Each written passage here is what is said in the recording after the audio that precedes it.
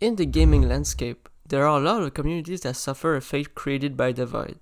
But in this community, this division is exemplified due to a big shift from its original vision.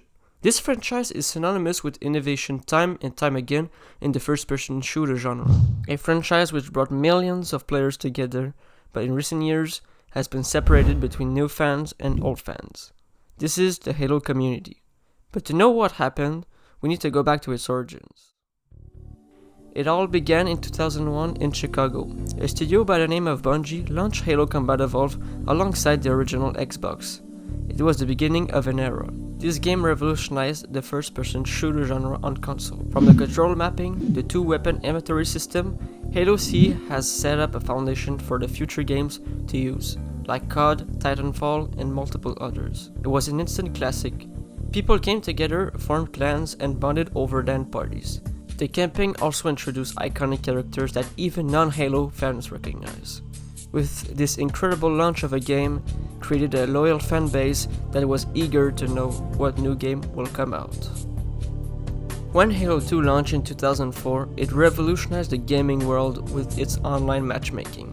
Players went from LAN parties to Xbox Live. Halo 2 blew every expectation out of the water with its new features never seen before in a console game. The story was much more intriguing and interesting with new characters and plot. It introduced also new enemies, new weapons, vehicles, and much more.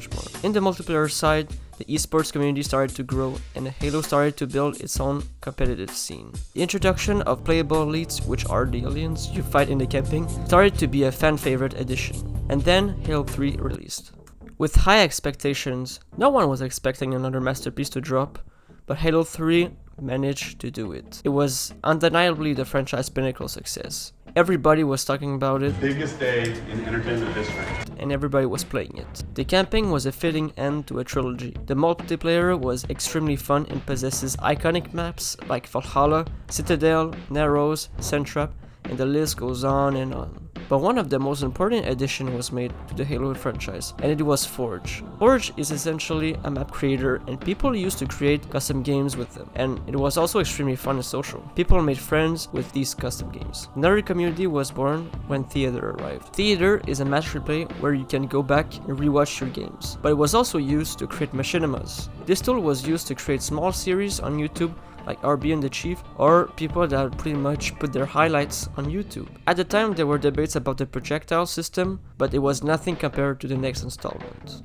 When Halo Reach released in 2010, it pretty much changed the gameplay at its core. This is the beginning of the divide between the different sub-communities. Halo Reach tried to introduce armor abilities, and the fans were not happy. The introduction of sprint really added fuel to the fire, and some fans started to think Bungie were trying to copy Call of Duty. Bungie also removed a ton of weapons with frankly shit replacements, like the Focus Rifle. But on the other side, the Forge community were loving it. This is the start of the big division, as I like to call it, where new fans of the series are happy that they're changing Halo for the better. But on the other half, the old fans were hating it, that they were trying to reinvent the wheel. This was also the last game made by Bungie. They were going to pass the torch to another studio to continue the legacy of Halo.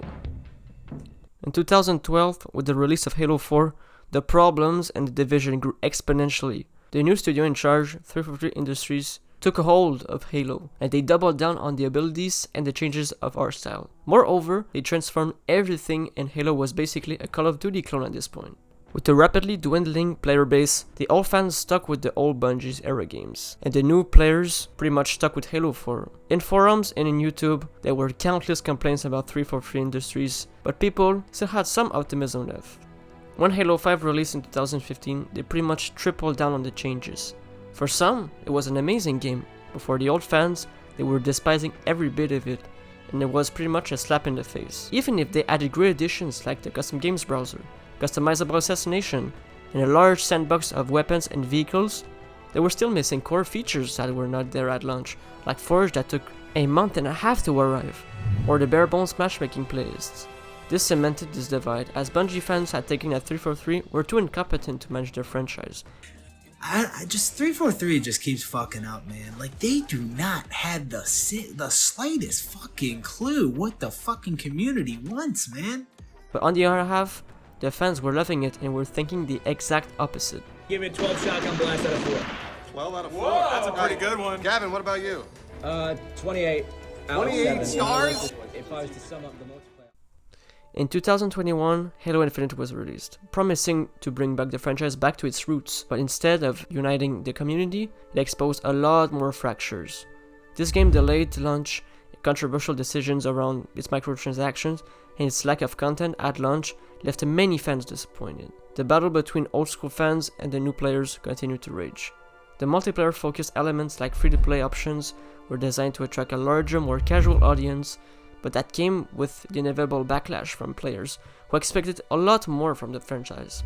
With 6 years of development, the story of Halo Infinite is still unfolding, but the community is more fractured than ever. Some players feel that the series has lost its identity, while others just waiting for the right updates to restore hope. This brings us to today, where the Halo franchise is at a low. It is evident that the mismanagement of the Halo franchise has contributed to this division, as predatory microtransactions, bugs, and lack of content has plagued the series from Halo 5 to now. Yet 343 Industries still has fans surrounding their games because of their new take on the franchise. Fans love the more intimate Master Chief in Halo 4 and the new characters they added. On the other hand, Master Chief being more talkative ruins what Master Chief was supposed to be. Who the Master Chief was and why he was a ghost in the shell. We thought he is a husk. He's a big green suit of armor that you move around. There's something good about having the Master Chief essentially be a blank slate that helps each individual person connect to the character. There were also countless debates on the shift of art styles, like the infamous Elite designs. But with the backlash from the previous 343 games, in Halo Infinite, they pretty much reverted the design to be more in tune with the original design, which mostly united the two large communities together for once. But even if 343 made some strides to make changes, the old community still feels that they were ignored and put to the side, which resulted in anger, understandably. We can see a 343 employee openly mocking a YouTuber called Bring Halo Back, when all he's trying to do is point out the fact that hit detection on MCC doesn't work properly. I know. I had people coming to me like, yeah, can you watch this video? And this guy's shot registration shit. I was like, yeah, sure, let me see it. And I just started laughing and literally like... And that's why there are a lot of videos talking about how 343 is a soulless company that profits off the new fans. Multiple content creators have spoken about this problem, and they want to lower the price of the cosmetics. But people are still buying it, so 343 has no incentive to reduce the price. But some pointed out that it's better for cosmetic microtransactions than locking map packs behind a paywall, so there is still an argument to be made in this regard. In brief, the old fans have mostly given up on 343 Industries, or the now Halo Studios, because they lack total awareness of their own community, and feel that the new fans are blinded by indulging in microtransaction, further cementing their greed as a company. On the other side, the new fans feel that 343 is a better developer because they modernized the franchise for the better and gave accessibility to everyone. For the future, I hope that there will be less of a divide in the Halo community, but we can all agree upon the fact that 343 is the result of this division time and time again. As a Halo fan myself, it is sad to see the state of Halo right now, with the number of debates surrounding both communities. But I hope this divide will be no more after they finally ship their first game. The Halo community is a very passionate community, which is being wronged for a long time, and I'm hoping a better future for it. Thank you for watching my first video, and I hope you guys liked it. If I missed any important details in the video or any correction you guys want to be made in the video, please let me know in the comment section below. If you want to see more of this type of content, why not subscribe, and I hope you guys have a nice rest of your day.